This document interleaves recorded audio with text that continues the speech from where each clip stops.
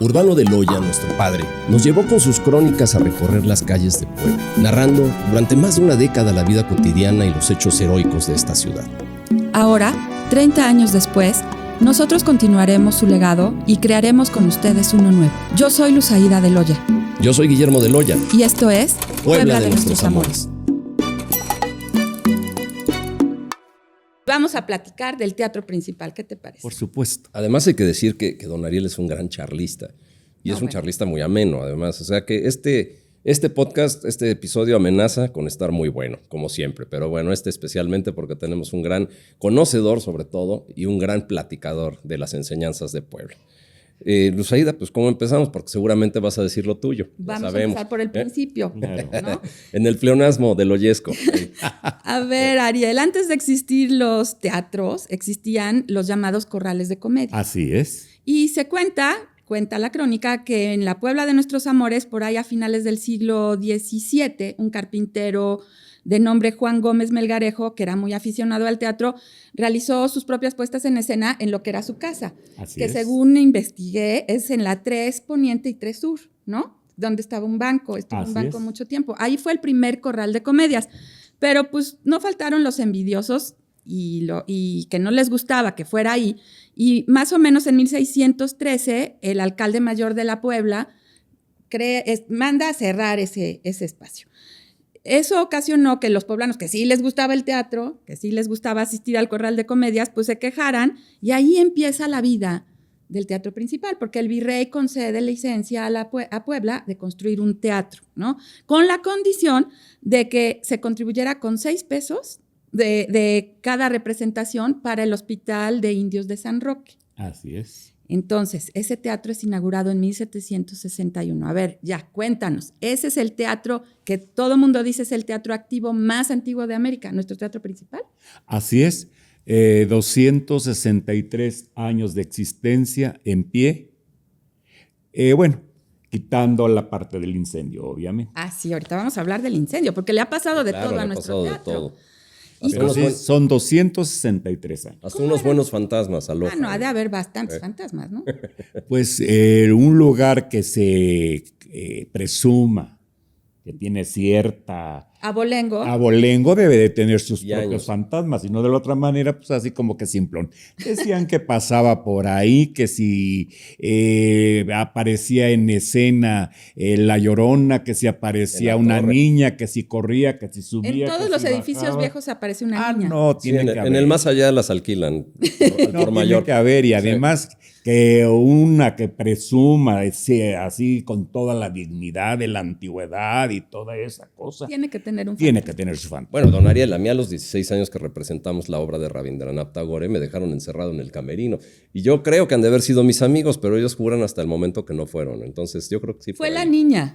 La niña del teatro principal, La Llorona. ¿Cómo eran esos primeros años del teatro principal previos a la independencia, o sea, en la época colonial, don Ariel? Pues se presentaban sobre todo obras españolas. Siempre. Sobre todo autores del siglo de oro español, Lope de Vega, Lope de Rueda, etcétera, Pasos, todo ese tipo de cosas. Compañías primero locales y posteriormente empezaron a ver como un negocio ya el teatro, ya venían las compañías, podían ser también del México, o hasta en algún momento posteriormente compañías extranjeras, sobre todo españolas. Okay. Acuérdense que en algún momento estuvimos con muchísimos actores y actrices, que inclusive hasta la época de oro del cine, todo ese tipo de cosas se afincaron aquí, sí, en México. Y aquí fue donde tuvieron más éxito. Totalmente de acuerdo. Pues entonces a Puebla colonial le gustaba ir al teatro. Sí, totalmente. Siempre ha sido, y no de balde, tiene el título de que es y presumimos todos los poblanos, de una ciudad muy culta. Y efectivamente, lo era. A él le gustaba muchísimo al poblano la ópera.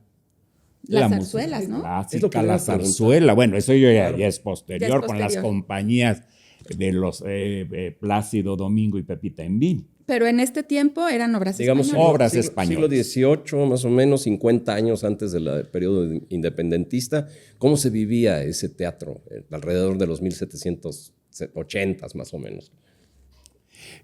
Pues de siempre, acuérdense, al principio como todo, y eso lo tenemos desde tiempo de los griegos y todo eso. Pero ¿cómo era un domingo de teatro en Puebla? No, pues la gente... ¿Era los domingos el teatro? Por supuesto. De pipa y guante, decían. Primero, y muy bañados y muy escombrados. Como venimos hoy, Como ¿verdad? debía de ser. Bañados y Como escombrados. venimos hoy a Puebla de nuestros Bañados y escombrados. Oye, entonces la gente, imagínate, después de haber ido a cumplir con el precepto dominical de ir a misa, Ok.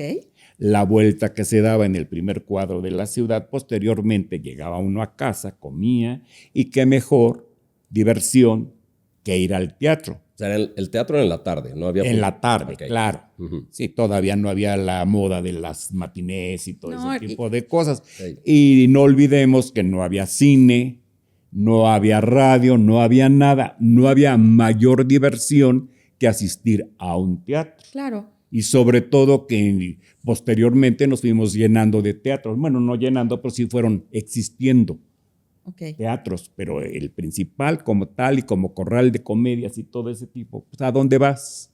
¿Cómo se llamaba al principio? O sea, siempre fue el teatro Fue principal. el principal. Sí. Después de los corrales de comedias fue el teatro El principal. teatro principal. ¿Te acuerdas, Guillermo? No se lo pierdan, en la temporada 1, cuando estuvo aquí Gilberto Bremis, hablábamos del antecedente del cine, porque hablamos del cine Coliseo.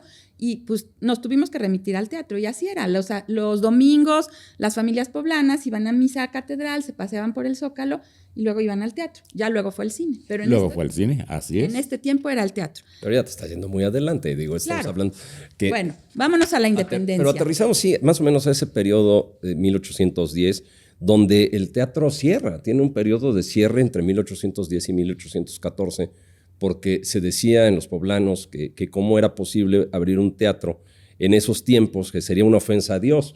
Y con ello abre sus funciones en 1824 con funciones de ópera. ¿Es correcto por ahí? Así es, totalmente de acuerdo. ¿Cómo fueron esos primeros tiempos de la independencia y el teatro principal?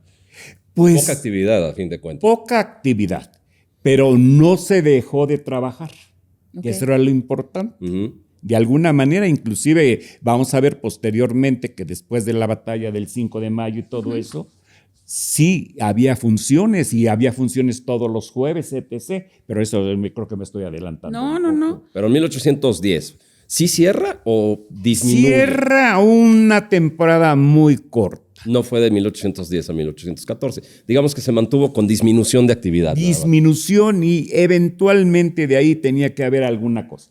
Claro, y luego viene la invasión norteamericana, que cuenta la crónica Así también es. algo terrible, ¿no, Guillermo? En 1847, cuando acampan las tropas en la plazuela y en el Portalillo, las tropas americanas. Así es, claro. O sea, imagínate ver esa Puebla invadida por ahí de mayo de 1847, ¿no? Qué impresión. Claro, por supuesto. Y una Puebla que esos años 1800 le pasó de todo, ¿no? Porque supongo que si la situación política del país era complicada, para el teatro lo era aún más, ¿no? Siempre lo ha sido. Siempre Y- ha y- sido más. hasta actualmente. Siempre lo ha sido. Yo siempre he dicho, el que sale mejor librado definitivamente es el empresario. Y ya tiene que ser un acto de valentía el montar una obra. Pero ya el empresario, 2 que 3. Pero el ser el que apoquine los centavos, está difícil. A veces te repone. Yo he visto de obras con verdadero cartel, primerísimo, dirección y todo eso, y no va la gente. Y con nombres muy atractivos. Sí, sí, sí. E incluso de las grandes, vamos a aterrizar en la modernidad, de las grandes producciones. Por supuesto. Tipo Broadway, que ya llegan a nuestro país, sobre todo Capital, Teatro y ahora van a musical, venir eso. algunos gran teatro. Las funciones a veces están a medio vapor. Exacto. Sí. Y luego muchas veces, mira, una producción es carísima, Sí. sea del tipo que sea. Es muy cara la producción, ya de entrada. Luego, para que jale la producción o arranque como debiera, tienes que tener figuras muy atractivas, por lo menos 1 o 2 al frente. Claro, que sea el gancho, puede. Nos vamos entendiendo. Y hacerle una buena campaña de publicidad. Y ya aún así muchas veces se logra el objetivo. El teatro te da la satisfacción de estar en contacto con el público. Sentir esa adrenalina que es sensacional. Y dicen que ahí se forman los verdaderos actores. Claro, claro. A ver, Y sobre todo hoy en la actualidad a mí me da mucha risa la gente, por ejemplo, ¿Qué es lo que pasa? Actorcitos que están teniendo éxito en tal o cual programa, telenovela, qué sé yo.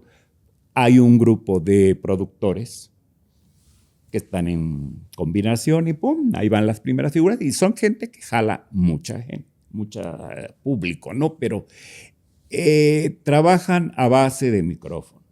Y el lujo de todo eso es tener una muy buena voz teatral, que llenes hasta la última butaca con tu voz. Claro. Ese era el lujo. Es como un cantante.